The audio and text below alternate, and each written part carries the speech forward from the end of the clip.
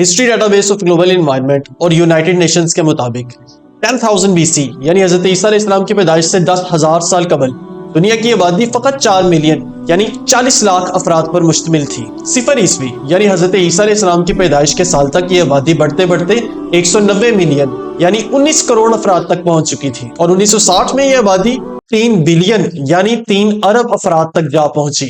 سائنسدانوں کے برق رفتار دماغوں میں بجلیاں کودنے لگی۔ جو آبادی 10,000 قبل مسیح سے 1928 تک کم و بیش 12,000 سالوں میں فقط 2 ارب تک ہی پہنچ پائی تھی، وہ 1928 سے 1960 کے درمیان فقط 32 سالوں میں 1 ارب افراد کے اضافہ کے ساتھ 3 بلین تک جا پہنچی تھی۔ سائنسدانوں کا خیال تھا کہ اگر آبادی کی اس تیز رفتار بڑھوتری کو نہ روکا گیا تو آنے والی دہائیوں میں نسل انسانی کو سنگین مسائل کا سامنا کرنا پڑے گا، جن میں بڑے پیمانے پر لوگوں کا خوراک کی کمی کی وجہ سے مر جانا، غربت کا ناقابل تصور حدوں تک بڑھ جانا اور نسل انسانی کے لیے ناگزیر قدرتی وسائل کا ختم ہو جانا سر فہرست تھے۔ 1928 میں شائع ہونے والی کتاب دا پاپولیشن بوم نے اس وقت تہلکہ مچا دیا جب اس کتاب کے مصنف اسٹینفورڈ یونیورسٹی کے پروفیسر پال رالف ایرلک نے کتاب کا آغاز اس دعوے سے کر دیا کہ تمام نسل انسانی کو خوراک مہیا کرنے کے لیے کی جانے والی کوششیں بے سود ہو گئی۔ 1970 کی دہائی میں دنیا ایسی قحط سالیوں کا شکار ہونے جا رہی ہے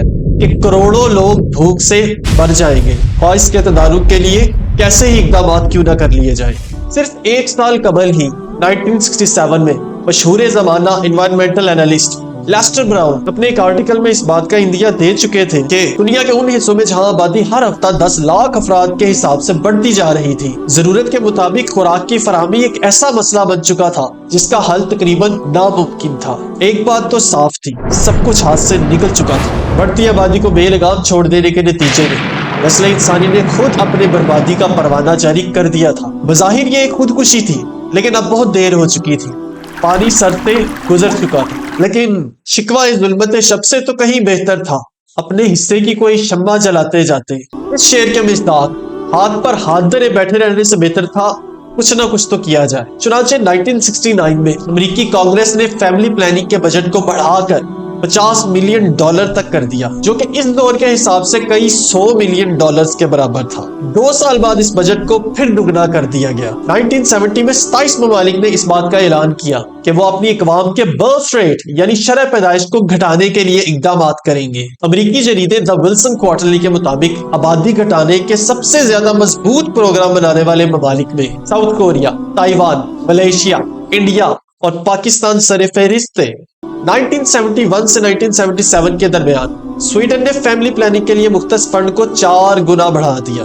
ناروے، جاپان اور نیدرلینڈ نے اپنے بجٹ 8 گنا کر دیے۔ بات یہاں تک جا پہنچی کہ بنگلہ دیش، مصر، انڈیا، ساؤتھ کوریا، تائیوان، ٹونیزیا اور پاکستان کی حکومتوں نے یہ اسکیمیں جاری کر دی کہ خاندانی منصوبہ بندی کے لیے کام کرنے والے عملے کے افراد جتنے خاندانوں کو بچے کم پیدا کرنے یعنی IUDs انسرشنز پر راضی کریں گے، انہیں ہر ایک خاندان کو راضی کرنے پر مالی انعامات سے نوازا جائے گا۔ دوسری طرف USAID انڈونیشیا، فلپائنز اور پاکستان کے ہسپتالوں کو ہر فیمیل سٹیریلائزیشن یعنی نس بندی کے آپریشن پر مالی انعامات سے نواز رہا تھا۔ یہاں پر ایک لمحہ رک کر میں پاکستانیوں سے پوچھنا چاہوں گا، پاکستانیوں جاگ رہے ہو؟ لگتا تو نہیں، دوہرا دوں، حمل رکوانے پر خاندانی منصوبہ بندی کے عملے کو پیسے ملتے ہیں اور نس بندی کے آپریشن پر ہاسپٹلز کو امریکہ بہادر کے فنڈ سے پیسے ملتے ہیں۔ میں نہیں کہہ رہا، امریکی جریدہ کہہ رہا ہے۔ اب کچھ آئنسٹائن کہہ سکتے ہیں جناب 1970 کی دہائی کی بات تھی، اب کی بات کریں، تو میں نے کہا آپ کی ویکسینیشن کا بندوبست بھی کیا ہے میں نے۔ 31 اگست 2010 کی USAID کی آڈٹ رپورٹ کے مطابق 2007 سے 2012 کے درمیان خاندانی منصوبہ بندی کے لیے $60.4 ملین کا فنڈ مختص کیا گیا۔ ایک آئنسٹائن کے دماغ میں آیا کہ 2010 کو بھی 14 سال گزر گئے۔ میں نے کہا haste is only good for catching flies، جلد بازی صرف مکھیاں پکڑنے کے کام آ سکتی ہے۔ حوصلہ۔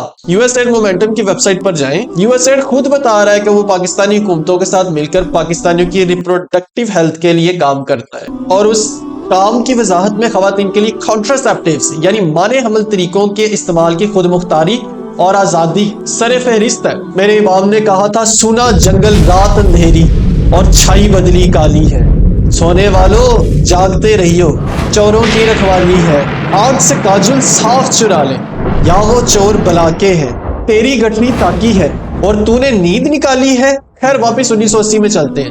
جہاں سبھی ممالک اپنے اپنے طور سے آبادی کو قابو کرنے کی کوشش کر رہے تھے۔ چائنا، جس کی آبادی 981 ملین افراد پر مشتمل تھی اس وقت، اس نے اس آبادی کو گھٹانے کے لیے کافی نرالے کارنامے کیے۔ نعرہ ایجاد کیا گیا لیٹر لونگا فیور، لیٹر یعنی تاخیر سے شادی، لونگا یعنی پیدائش میں زیادہ وقفہ، اور فیور یعنی کم سے کم بچے۔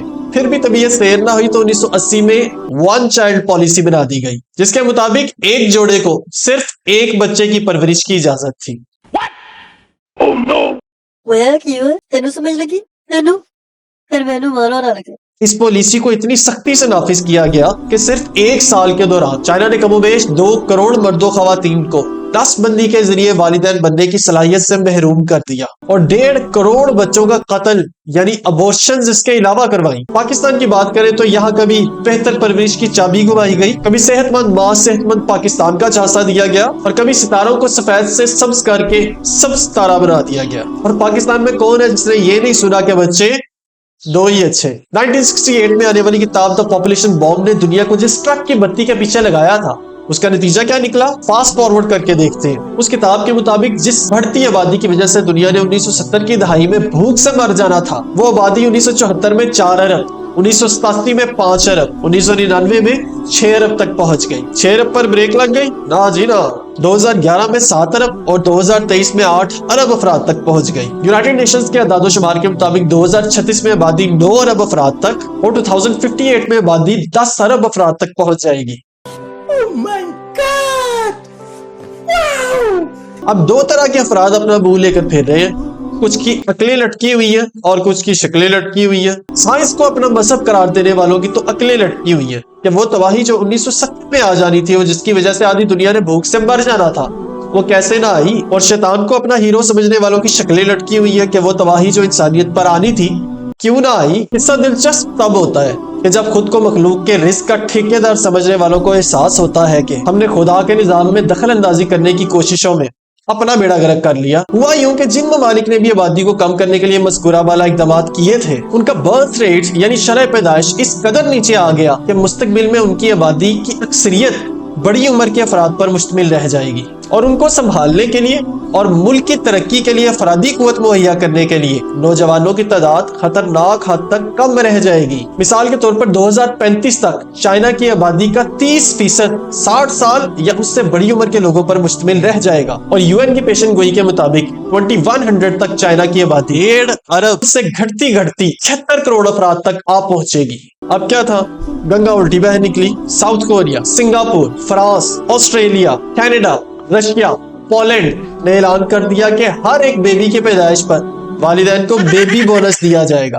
چیک ریپبلک نے اپنی خواتین سے کہا کہ باجیوں اچھی خاصی چھٹیاں لو، گھر بیٹھیے رہو، 70% تنخواہ بھی مفت میں لے جاؤ، لیکن خدارا ملک کو ایک ننھا شہری دے دو۔ برلن نے کہا بھائی تمام چائلڈ کیئر سینٹرز فری کر دیے، بس قوم کو بچے چاہیے۔ جاپان نے اپنی لوکل گورنمنٹس کی ڈیوٹی لگائی کہ ایسے ایونٹس ارینج کرو کہ سنگلز کو ڈیٹنگ اپرچونٹیز مل سکے۔ چائنا جو پہلے ہی دنیا میں آبادی کے لحاظ سے دوسرے نمبر پر ہے، اس نے ڈے کیئر بڑھا دی، میٹرنٹی لیو بڑھا دی، سبسڈیز بڑھا دی، لیکن اس دوڑ میں پہلے نمبر پر آنے والے ملک کا نام ہے رشیا۔ رشیا نے 2008 کو the year of the family declare کر دیا، اور یہ اعلان کر دیا کہ جن والدین کے 7 یا 7 سے زیادہ بچے ہوں گے انہیں خصوصی تمغے سے نوازا جائے گا،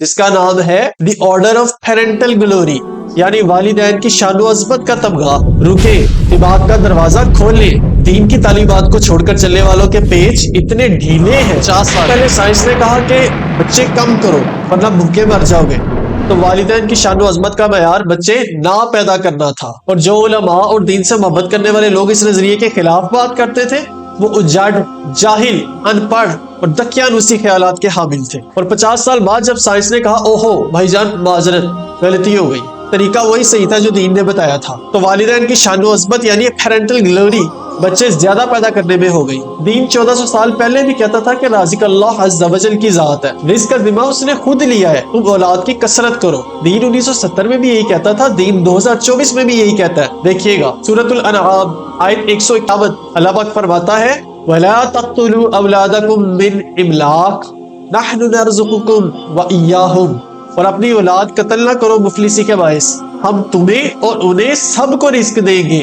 آگے چلیں سورہ بنی اسرائیل آیت نمبر 31. اللہ عز و جل ارشاد فرماتا ہے وَلَا تَقْتُلُوا أَوْلَادَكُمْ خَشْيَةَ إِمْلَاقٍ نَحْنُ نَرْزُقُهُمْ وَإِيَّاكُمْ إِنَّ قَتْلَهُمْ كَانَ خِطْئًا كَبِيرًا. اور غربت کے ڈر سے اپنی اولاد کو قتل نہ کرو، ہم انہیں بھی رزق دیں گے اور تمہیں بھی، بے شک انہیں قتل کرنا کبیرہ گناہ ہے.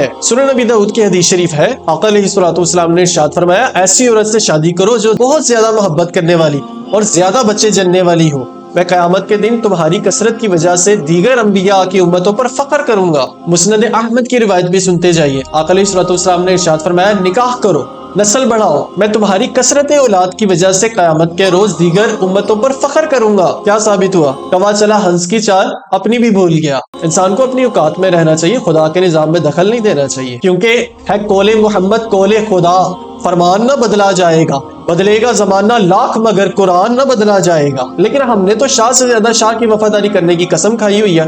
ساری دنیا پتھر چاٹ کے واپس آ گئی، لیکن ہمارا کوا سفید ہی ہے. چیک کریں Punjab text book board 12th class کی انگلش کی بک چیپٹر نمبر 9 اینی میکنزی کا لکھا ہوا ایسے ہنگر اینڈ پاپولیشن ایکسپلوژن، یعنی بھوک اور آبادی کا دھماکہ. اس کے آدھے حصے میں آبادی کی وجہ سے بھوکا مرنے سے ڈرایا جا رہا ہے اور باقی آدھے حصے میں بچے کم پیدا کرنے پر زور دیا جا رہا ہے. اور لطیفہ یہ ہے کہ یہ ہم 2024 میں اپنے ہر کالج جانے والے بچے اور بچی کو سبق دے رہے ہیں، جس کا نتیجہ دنیا دیکھ چکی ہے. اور طرفہ تماشا یہ ہے کہ اس سے ایک سبق پہلے چیپٹر نمبر 8 میں گلیازو سینٹنی کا ایسے چائناز وے ٹو پروگریس، یعنی چائنا کی ترقی کا طریقہ شامل نصاب کیا گیا ہے، جس میں سینٹنی نے تجزیہ کیا ہے کہ کس طرح دنیا کی سب سے زیادہ آبادی والے ملک چائنا نے اس بات کو غلط ثابت کر دیا ہے کہ زیادہ آبادی ترقی کے لیے رکاوٹ ہے. میں کبھی کبھی سوچتا ہوں ہماری نصابی کتابیں کن آئنسٹائنوں سے مرتب کروائی جاتی ہیں، شاید کارٹون نیٹ ورک والوں سے، کیونکہ نصاب پڑھ کر لگتا ہے کئی نقل کے اندھوں کو الٹا نظر آتا ہے، مجنو نظر آتی ہے، لیلا نظر آتا ہے. سبسکرائب کریں گے تو دوبارہ ملاقات ہو جائے گی، لائک اور شیئر کرنے سے آپ کے لیے صدقہ جاریہ ہو جائے گا، اور کمنٹ کرنے سے مجھے اور دنیا والوں کو آپ کی اس موضوع پر رائے سے آگاہی ہو جائے گی.